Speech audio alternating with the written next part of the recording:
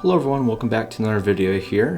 Today I'm going to be talking about kind of like creating or writing, really just crafting your own pledge of ethics or code of ethics, however you want to, I guess, name it or label it. But I got this idea kind of way back when I was looking at Guy Tal's website. Just full disclosure that I got really inspired, I guess, to write my own set of my pledge of ethics like he did. And he has them on his website, and it's a very nice just kind of set of guidelines and rules just to kind of make yourself aware, I guess, of what you do out in nature and your impact, of course.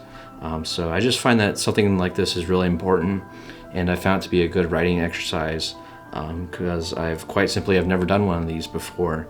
And after reading his and just kind of mulling it over and thinking about it, I felt like I was ready to kind of like write my own and put my own spin on it, I guess, and just kind of word it a little bit differently to what I think I want to stand by. And so why do I think this is important to write a pledge of ethics? I feel like it's a nice way to kind of show to other people online or whatever it may be that you are really into conservation, the ethics of nature photography, outdoor experiences, and that you really care and prioritize the welfare and well-being of the wildlife and the landscapes that you happen to embark on.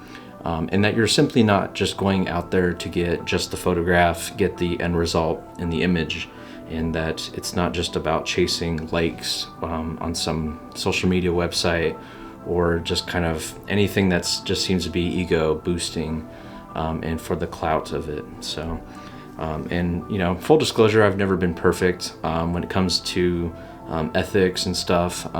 Just being honest, I could think of some times here in the past, or maybe even videos you can see on this channel, where I may have used, like, let's say drones or any kind of noisy aerial aircraft in that regard to record video in places I shouldn't have been, where I clearly walked by signs that said no drones or aerial photographing or aircraft. There's also been times where I've maybe just trying to think, I've gone off trail, I've done stuff like that, usually not purposely, but there's been a few times where maybe I'm just lost and it's easier to shortcut, and I can see like maybe the exit, but it's pretty far away still, where I have gone off trail. But more often than not, I would say it's pretty often that, not often, but when it has happened or something similar like that, that I've like found myself by accident maybe going off trail. But then in that case, I usually quickly, course correct and make sure I get right back on the path where I should be. And, there's been other times where maybe I just like picked maybe like leaves or stems or stuff that's like maybe considered like a distraction in the surrounding image or the composition. And I've altered the landscape maybe a little bit more than I really should have for just, preserving the environment. And so there's just a couple examples. Like I said, I understand that no one's perfect. I'm certainly not. And like I just mentioned there, there's definitely been instances in the past where I've definitely fallen flat when it comes to ethics and everything. Another one I just thought of is with birds in particular, but really just any kind of wildlife, is that I would sometimes care more about getting the image versus, even if like a bird, let's say, was stressed, but it was near me, it was perched, close up and eye level, and I would take advantage of the opportunity and not realize that the resulting images or whatever would be showing a very distressed bird with like a raised crest and everything, and they just seem to be really, making a lot of calls back and forth to other birds, and they just seem really, really stressed. And so that kind of stuff would happen quite a lot.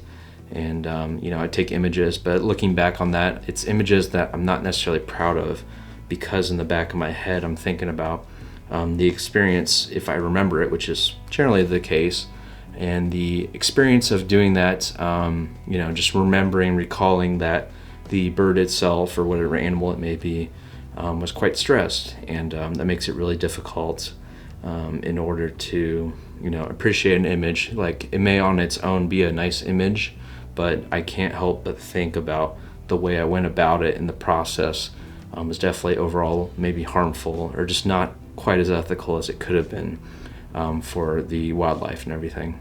So yeah, those are just a few examples, like I said. Now, I wrote out about 6 different talking points here for my Pledge of Ethics, and I will have these on my website, probably on my About page at ryanltaylor.com. But these are the ones I came up with, and yeah, I'll just kind of read them out to you, maybe explain briefly each one. But point number 1 is, I am first a naturalist and second a photographer and artist. My appreciation for conservation and preservation of the environment will always matter most. Creating a photograph will arise only if the first intentions are met. So that one's pretty self-explanatory, I think.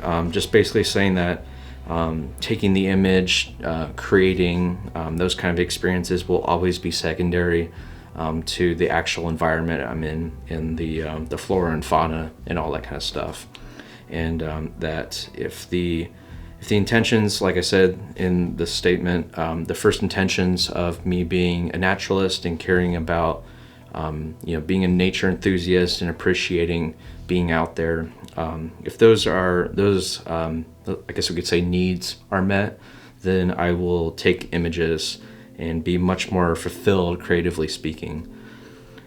And so number 2 here is, I will prioritize the well-being of wildlife and protection of habitat above all else. A photograph is not worth the result if the animal is in distress or has manipulated its behavior. The same is true if my surroundings are to be altered permanently, or often if temporarily. So that basically means if I end up stressing out, kind of like I mentioned in my examples a second ago, if I stress out an animal, it's not worth a photograph. No matter how close, no matter what the lighting is, no matter how maybe amazing the image may seem, I still don't want to take it because of that thing of the idea and the thought in the back of my head of that it's still going to be an image I'm not quite proud of for that reason, because of the circumstances and everything it was taken in, whatever that scenario may be. And then just also, this one's especially for let's say wildflowers or a landscape. If I alter the landscape or the environment permanently, that's definitely something I'm going to steer away from. And it'll be on a case-by-case basis if it's temporary. That's something that I kind of go back and forth with a little bit. So I kind of give myself some leniency there, simply because if I move a little fallen twig out of a composition, let's say I'm taking a spring wildflower image top down on the ground floor, and I move a little twig or a branch, I don't really think that's affecting too much. But if I'm let's say rolling over a fallen, tree trunk or something, that could have a lot of bugs, that could have a lot of insects, salamanders, slugs, stuff like that. And that's their home is underneath, dead wood or decaying wood underneath there. And so I would probably in that case think twice about my impact and what it may mean, and if the image is really ultimately worth it if I have to alter a landscape like that, even if I roll it back, the tree trunk that is. And so number 3 here is, creativity is at the heart of my process, and I choose not to outright copy another's work. The same is true of over-processing edited images to distort the reality beyond what is really there. So this one really, I feel rings true, and it's relevant for today's world, I guess, at large, with just artificial intelligence. But I do get easily inspired sometimes when looking at others' work. I do enjoy doing that. I don't do it super often, but I do like to look up to other photographers and friends I know.